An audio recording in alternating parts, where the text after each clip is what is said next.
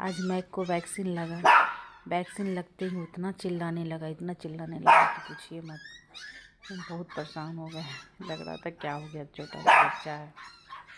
और ये देख कर के इसके देखिए, इसके मम्मी पापा हैं, जेड और मिमी इसके पेरेंट्स हैं। दोनों ये लोग भी इतना चिल्लाने लगे कि इसके बच्चे को हम लोगों ने क्या कर दिया। बहुत बहुत चिल्लाए।